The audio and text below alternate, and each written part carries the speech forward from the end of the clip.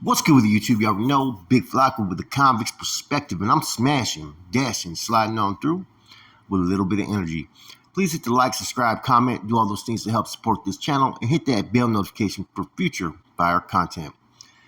An indictment recently happened regarding the MS-13 and Mexican Mafia. I think this indictment pretty much seals the understanding of what's going on with the California faction, or actually the LA faction of MS-13, which has several different MS-13 gangs, right? Now, federal officials announced that they had nearly 24 suspected members and associates of a transnational street gang with who allegedly trafficked large quantities of methamphetamine and funneled profits to imprisoned gang leaders. The takedown resulted in the arrest of 17 of 23 people charged in the case on Tuesday. More of the federal defendants were already in state custody, and authorities were still looking for 2 additional people named in the indictment. You know, what's interesting is when this indictment happened, one of the MS-13 shot callers just got arrested in, I think it was either some part of Texas. Crook de Hollywood is a well-known transnational fucking MS-13 member who was arrested in somewhere in Texas, and they just transported him to fucking New York to basically already stand trial they're trying to do right now. So you got this recent indictment, and you got the stuff going on in New York. MS-13 are always getting indicted, man, but this is the first time in a long time that the ones in California are being indicted. Now, these ones in California and LA are more loyal to the MA, as we already know. And apparently, as part of the crackdown, the law enforcement seized an unspecific amount of substances, right? Methamphetamine, fentanyl, cocaine. They seized 9 firearms and about $94,000 in cash. $50,000 allegedly was seized from one residence, so apparently one of their safe houses. Now, the U.S. Attorney gave a statement, Martin Estrada, one of the largest and most violent gangs in North America, known for violence and destruction. Estrada continued to say the gang uses methamphetamine trafficking to finance its operations of murder and mayhem. Man, they made it sound nice, huh? The case was filed in LA federal courts, focused on the gang's activities in Los Angeles. Even though these prosecutors know that the LA group has different types of interactions and relationships that focus mainly on their relationship with the MA, it seems like even these Los Angeles-based MS-13 maybe still has interactions with those that they have from their hometown or where they're from. What makes me, consider what happens when these individuals get to the feds, right? Because there is a separation in the feds basically right now over that Beaumont incident. I don't know if they're on a permanent separation or whatnot, but I know those individuals were separated. I know a lot of MS-13s were having issues on yards in the feds. In fact, they had brought in some MS-13 one time that was having issues. I think it was to one of the facilities in Florida where Mad Dog was at, and was asking if they could go to the yard with them. This was about, 10, 12 years ago. So this has been an ongoing thing. This is nothing new. So when these guys go and they're from California, I wonder if they make a decision to roll MS-13 or if they roll California Sud. That's a good question to ask someone who pretty much would have an answer. I don't know. I think that they probably would roll California Sud or under the MA bandana, and the ones from out of state will probably rock with their leadership in El Salvador. Mula was the one that was always able to bring peace because of his relationship with a lot of the Meadows, Fox, and whatnot. And he's in the feds now, so I don't know. It's going to be interesting to see how things kind of work their way out, because that Beaumont shit was serious, but that shit was leading up to it. There was numerous incidents between the MS-13 Sureños and MA. Now, they had been keeping tabs of this group from July 2021 through August of this year. The MA allegedly designated 2 people to be the overall shot callers for the gang in Los Angeles. Pedro Hurtado, age 36 of Oxnard, and El Grijalvo, 34 of South Los Angeles, allegedly oversaw the gang's drug trafficking plans and communicated with the inmate to coordinate its drug trafficking. So basically, those were the dudes that were in charge of running the MS-13's operations, which is several different MS-13 cliques, right?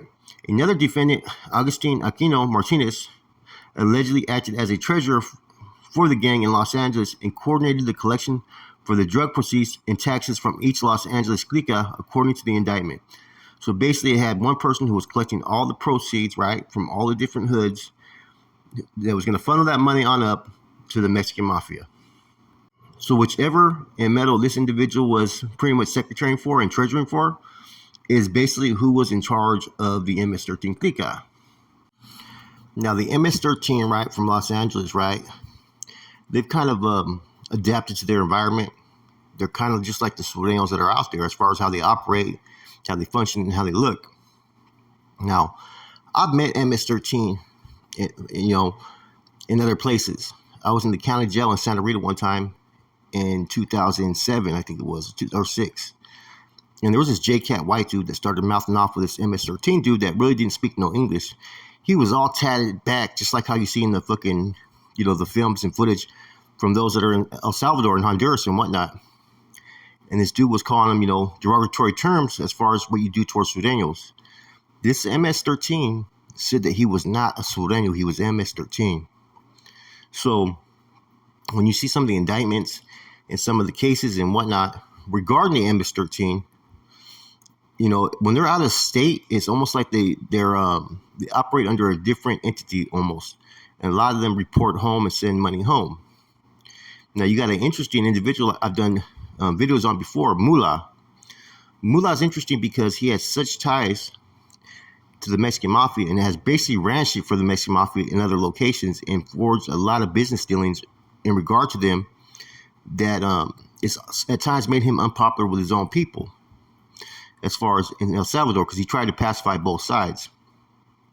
So this indictment is kind of interesting. This one right here just kind of to me shows that these dudes are loyal to the Mexican Mafia.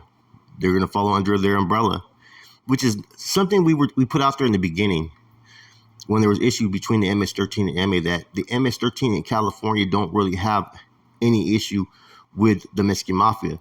That beef is with those dudes that were in the feds that were not even from California. You see, a lot of their leaders realize that they originated from Los Angeles, but they're their own entity. That's why they've been hitting the feds. That's why they've been sending members who've been migrating over, who are from El Salvador, Honduras, and all these other countries. It's the same thing with 18th Street. And the reasons why these gangs have become so deep nationally is because of a lot of them were deported because of crimes back in the 90s. And the United States pretty much built these gangs up. They sent them to South America where they started to set up shop. And that's where those gangs started to form and grow. And as they grew, they came into their own little, Nacional? They're basically a group of leaders there. And they started to send people to the United States. And where the money of that group is going is basically back home. They're not kicking into the MA. So I always kind of find it interesting how all this fucking started and played out between these two groups. But this shit's been going on for like 20 years, 30 years, basically. There were many attempts to kind of forge a relationship between the MA and the MS-13, that are pretty much national, to which, and sometimes it worked, but a lot of times it failed. A lot of them do not want to pay any taxes to the MA because a lot of them have no association with the MA. They're coming from El Salvador, Honduras, Ecuador. Why are they going to contribute to a gang, a Mexican gang at that, in their eyes, that's, collecting taxes from its own people? See, the MS-13 and even 18th Street, they're not all fucking like El Salvadorians and whatnot. They actually have Mexicans in those gangs. So it kind of makes sense how they operate under the MA's vendetta. But the rest of the guys, they're not following in that. They don't even consider themselves really Sureños because that Trece pretty much fucking obligates them fucking under the fucking MA's umbrella. And that's what you've been seeing with all these incidents that started to occur. Now, that killing that happened in Beaumont, they had incidences way before that, decades before that.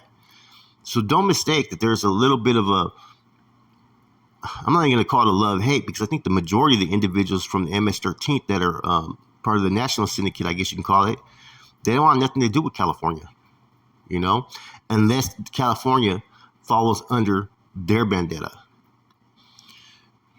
Now, I've done many episodes on this topic, and I always said that the California, Los Angeles location in general was loyal to the MA.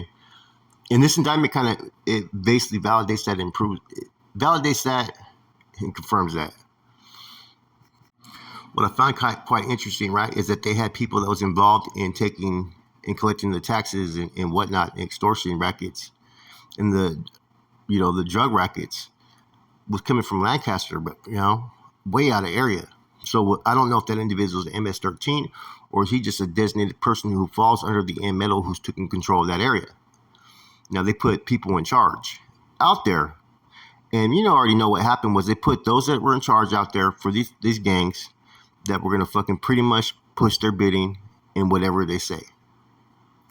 So when you see like indictments all over the nation, some of the fucking charges some of these MS-13 members are being charged with, like in New York, South Carolina, it's some of them are fucking some hideous crimes against, from people trafficking to whatnot. That's not how the Los Angeles-based, MS-13 gets down.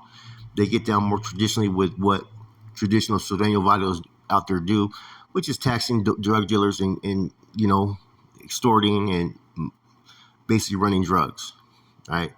The other MS-13 faction, I guess you can call it, they're into everything. If it makes a dollar, they're gonna get it, and they're into praying. They're into doing all that. Anyways, hope you guys enjoyed this video. It kind of validates a lot of things going on with the MS-13 in Los Angeles as opposed to the other MS-13 crews.